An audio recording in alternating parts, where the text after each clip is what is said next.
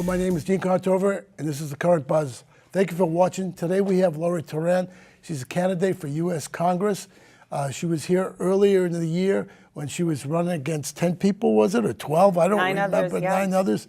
And thank you for keeping your word and coming back to see us. You bet. We appreciate it, and we're going to talk about her life.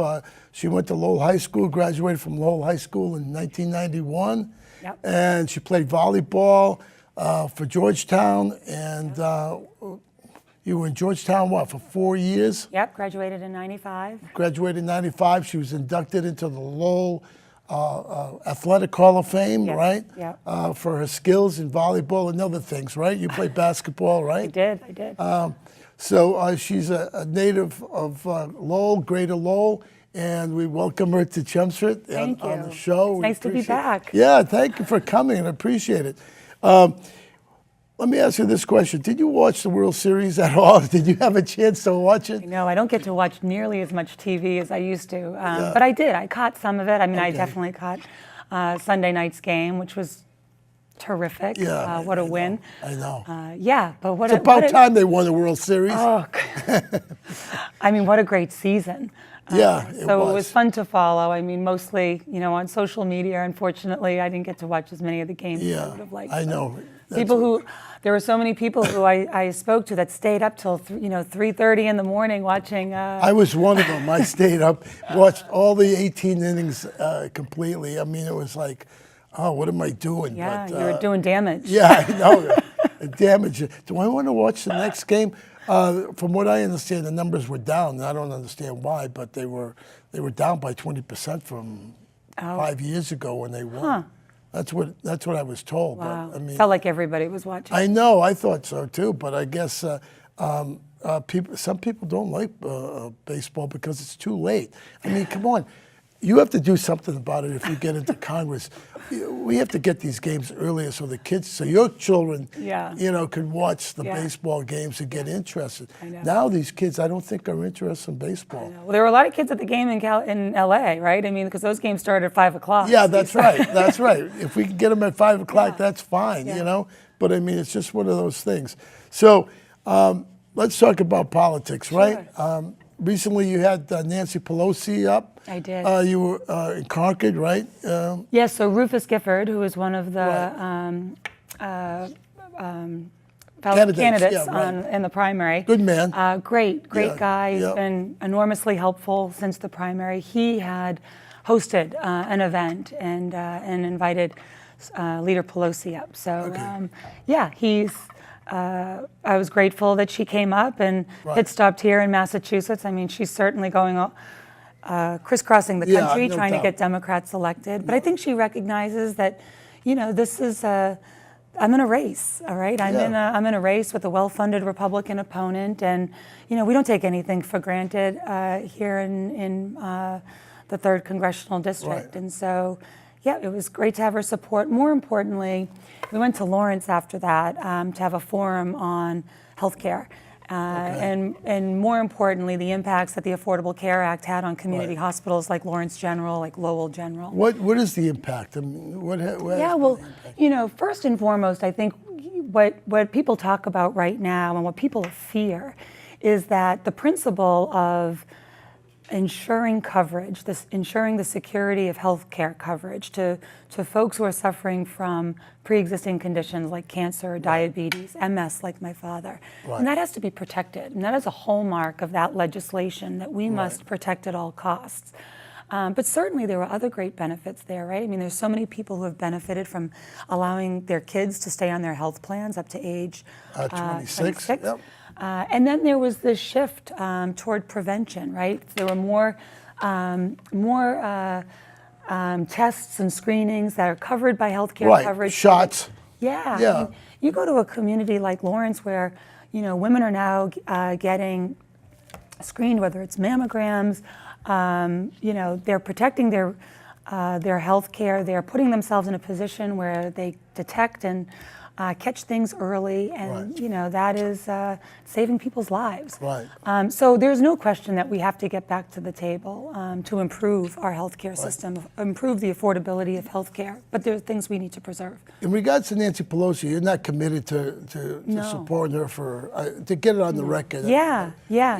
And I've been very consistent throughout the campaign. Right. That my focus right now is winning this election on November 6th. I mean, I'm sure there will be a leadership discussion after that, and I don't know who the candidates are going to be. Right. And I'll look at there's, I'm obviously in this race for a number of reasons, but one of them is because I care deeply about the Democratic Party. I've been a proud Democrat my whole life, and I do think that the Democratic Party needs to do a better job of succession planning and bringing new young people up the ranks. I think so too. I agree with you. So I want to make sure that's in place, that we know who those young emerging leaders are, and we've got a party platform that we can be proud of, an optimistic path forward as we head into 2020. Right. Yeah. You were chief of staff for Marty Meehan for what, 10 years? Almost 10 years. Almost. It was 8.5. Okay, yeah. 8.5. Somewhere I read 10 or something, but whatever. Yeah, I mean, we're around it. Yeah. So did you live in Washington, D.C.? Yeah. So I had a bunch of jobs over the course of those years. Okay. I mean, I started in Washington as his D.C. scheduler. And then I worked in a number of roles there. I came home to Lowell, and I ran the district operation. I ran his political operation, worked on economic development, worked on constituent services. And then in the end, when I was his chief of staff, I actually commuted back and forth. So I would spend 3 days in D.C. or 4 days and back up in the district. And that was where I got a taste for, how arduous that job is, right? Yeah. Flying back and forth. But yeah, I've had a number of roles. So you have 2 young children. What's their names? Grace is 8 and Caroline is 4. Caroline's 4. Yeah. And I presume you're gonna be flying back and forth. I am. I'm gonna try to make it as least disruptive as I possibly can. Right. Keep them in schools. They're in public schools in Westford, and I will. I think it's really important that we maintain the type of representation that this district has always benefited from, which is, a Democrat who serves in Washington but then flies back to the district after they cast their last vote and works hard on constituent services, economic development. I mean, that is the job is in the district, right? There's gateway cities that need help with public funding so that they can leverage private investment. There's, towns like Chelmsford that rely on grants so that you have enough police officers and firefighters. I mean, so staying tightly tethered to the people that you're there to represent is I think is a good model. Well, I think you learned how to deal with people when you worked in a breakfast place in Lowell when you were younger. Were you in high school at the time? I was. I worked at the Owl Diner. Yeah. The entire time I was in high school. It was a great job. Was it? You met a lot of people that learned to deal with people? Yeah. It's I worked Saturdays and as many Sundays as I could pick up. Okay. You worked from 6 a.m. to 2 p.m. Were the tips good there? They were great. Were they? Yeah. Were they? Oh. Yeah. Oh. Okay. Yeah. It was. I mean, I'm sure that there were times I got dinged for not getting the coffee right away, but that's how you learn. I think that's good. It's a performance culture. So you learn a lot, right? Yeah. You learn about, people. You certainly learn about hard work and grit. I mean, Tom and Mary Beth Shanahan were, and still are, really still hard there, workers. right. They run a tight ship there, and they've got great service as a result. Now, do you go back there I do. occasionally to eat or just to say hello to everybody? Both. Oh, I bring okay. my girls there for breakfast. Oh, do you? Yeah, Oh, Dave and I cool. will go there on the Oh, good. weekends. Yeah. Okay. Dave, I presume, is your husband? Yes. Yeah, good. And you live in Westford, Massachusetts? Yeah. Nice community. It is. We love Chelmsford, but we understand we're neighbors and so forth. So a lot of things have come up in regards to the campaign. Prescription drug prices. Let me say one thing before we say that. the VA has reasonable drug prices for their veterans, Yeah. and they buy in bulk. Yeah. Why can't we do that with Medicare or any of the other programs? Yeah. So prescription drug prices, I think, is a great opportunity for Democrats and Republicans to work together. Right. This impacts everyone.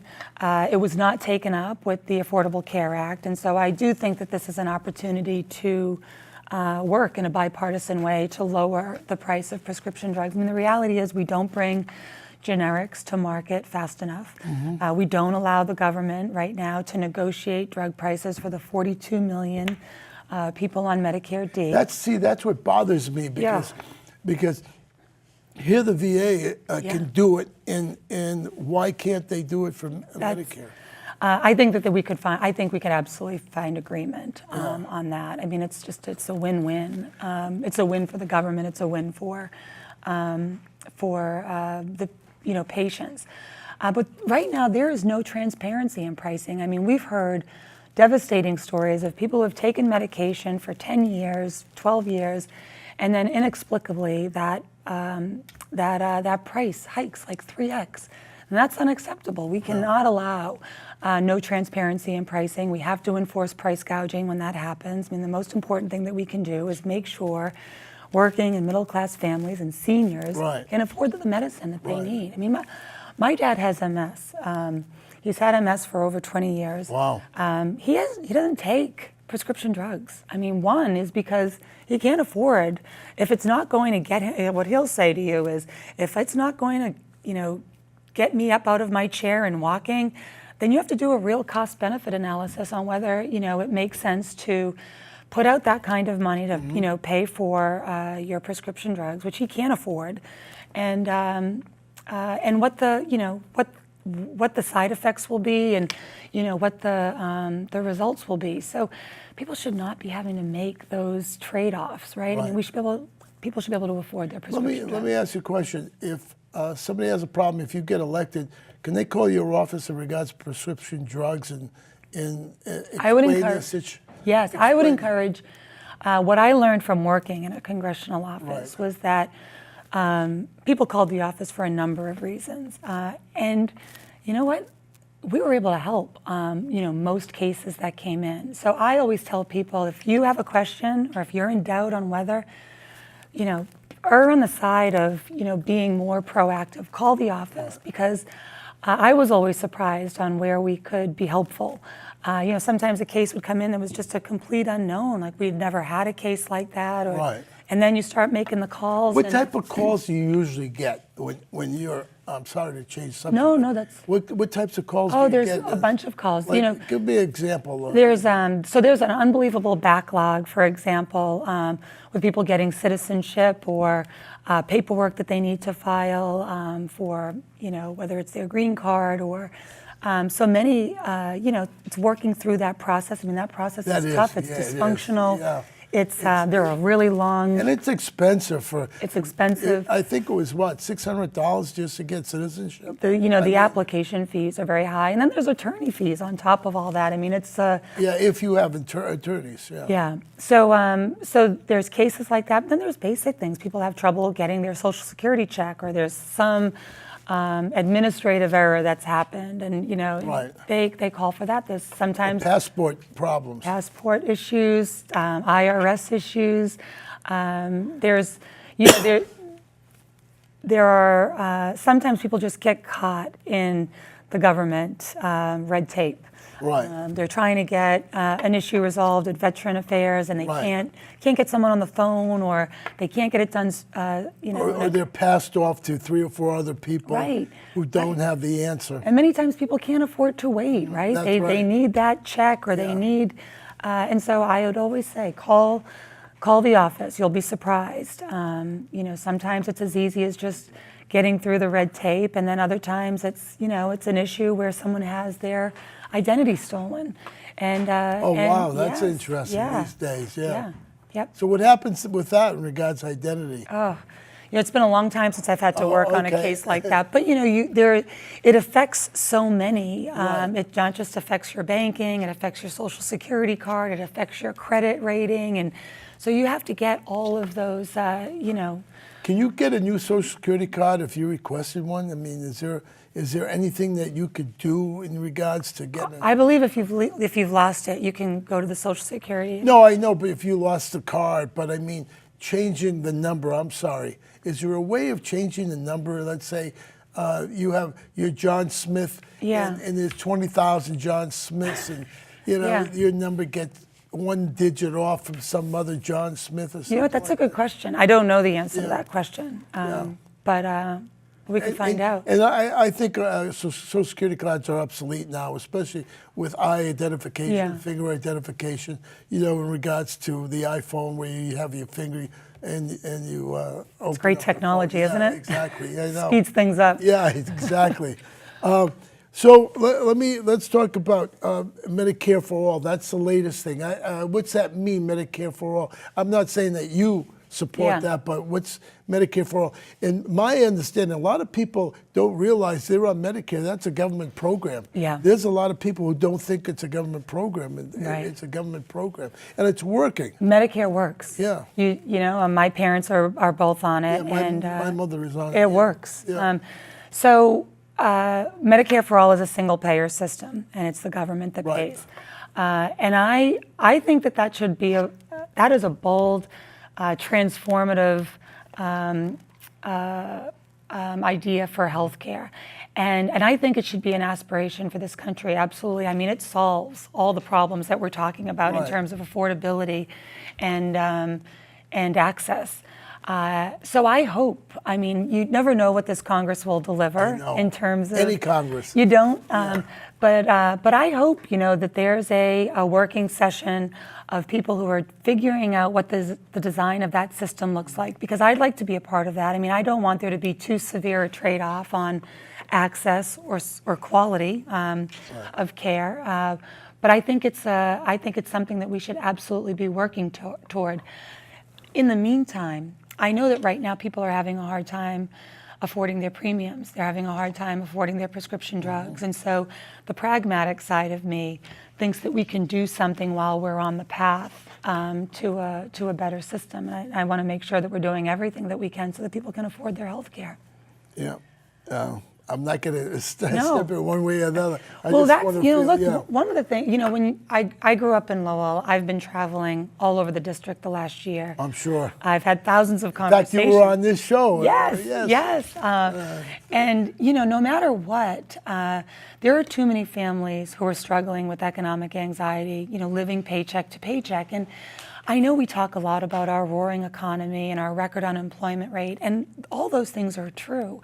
But the reality is there are too many people who are suffering from an escalating cost of living that's just outpacing their earnings, and healthcare is a huge part of that. So, when I think about how do we put working and middle class families first, families like the ones who live in Chelmsford and Lowell and Westford. It's we have to do something about the affordability of healthcare, and we have to do something about re-engineering our education system so that college is more affordable, and that we open up more paths of education for people who aren't going to college, right? I mean, my husband went to the vocational school in Lowell. Okay. I went to college. He's doing very well. Yes, he found carpentry at the Voc. From there, he got a co-op at Wang Labs, and he found CAD design and entrepreneurship, and he started a successful home building business. Good for him. And that's what it's about, right? It's about the right education, hard work. That must always remain the foundation for opportunity in this country. And, I do think that kids or young people need to be exposed to those lanes of education, vocational training, technical training, trades, apprenticeships. I mean, those lead to good paying jobs. They do. And these days. Oh, yeah. I see my neighbor, he's out there, he's got a big truck. Just graduated from the Voc school a couple of years ago. Yeah, and not only that, but it's not just carpentry and cosmetology and the programs I saw when I was going in there years ago from the 8th grade.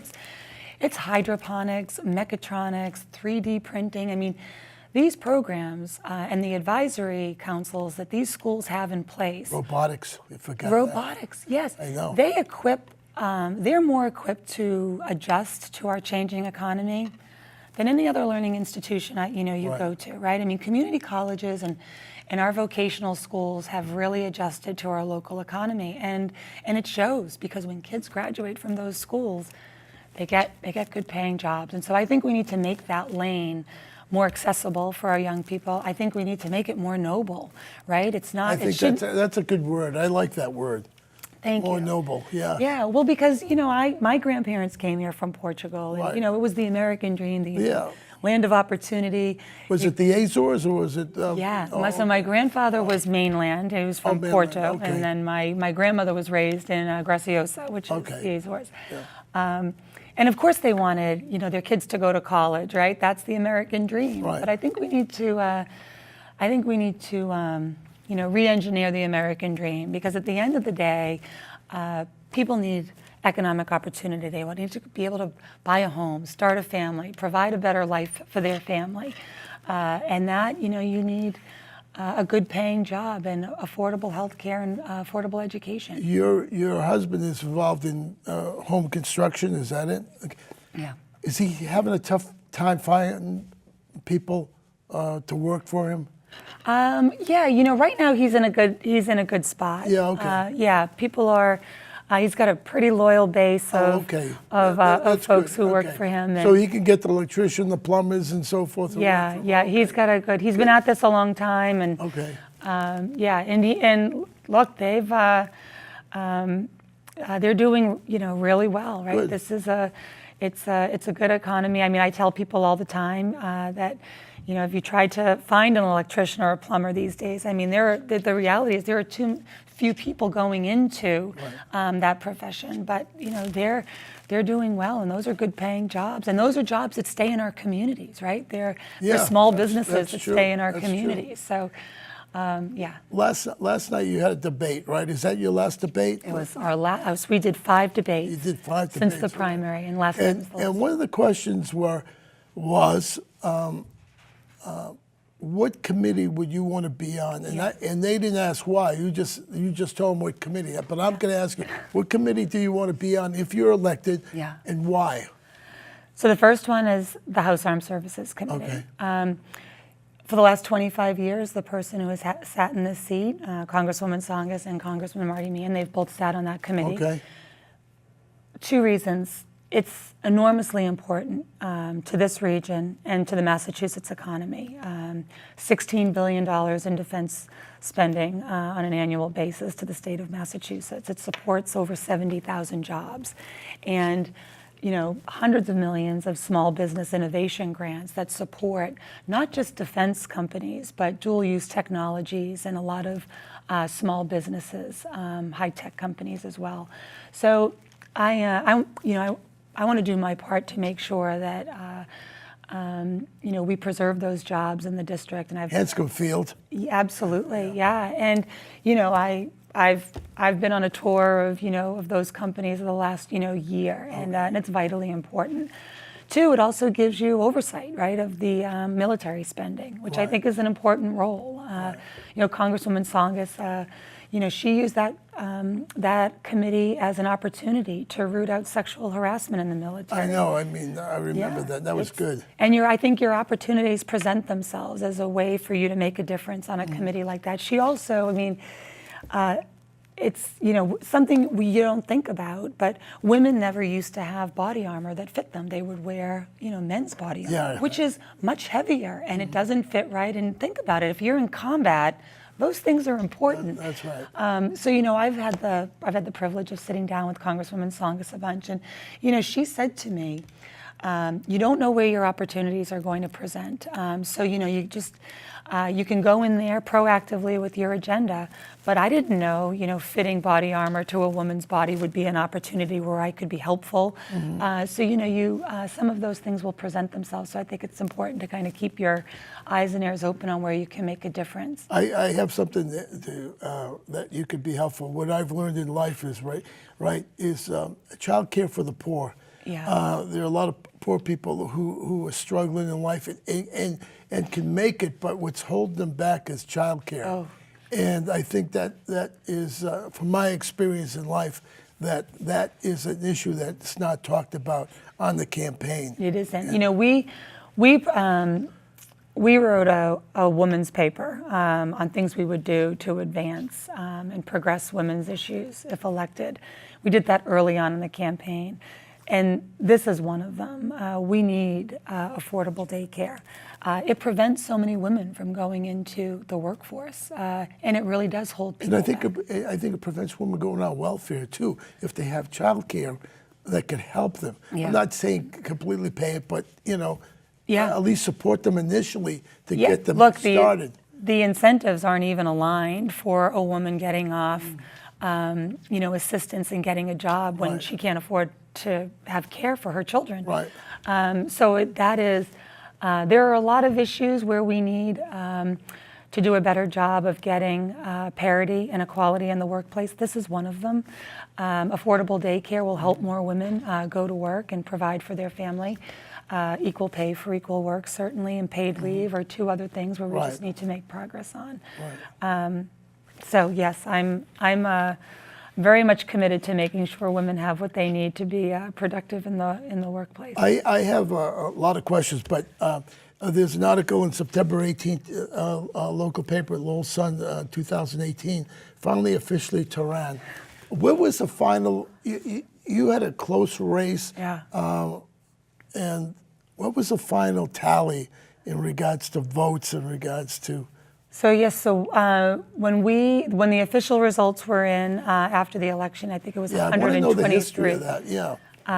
It was a 123 vote margin over the co-campaign, and then prompted a recount, which was necessary because when you have 89,000 votes cast in an election, people want to have assurance that every vote's been counted. We wanted that assurance as well. So the recount lasted, 13 days since the primary, and then that margin increased to 145 votes. So, we always knew it was going to be a close race. When you have 10 candidates and, great candidates. I mean, what I tell people all the time is, I campaigned for a full year alongside some really high caliber. Oh, no doubt about it. If they were running in some other campaign or some other district, not Massachusetts, I'm saying in general, they'd do very well. Absolutely. And you felt it on that campaign, right? It was, the bar got higher with every forum, with every debate. It really did. And we made each other better. It made you better. It absolutely did, and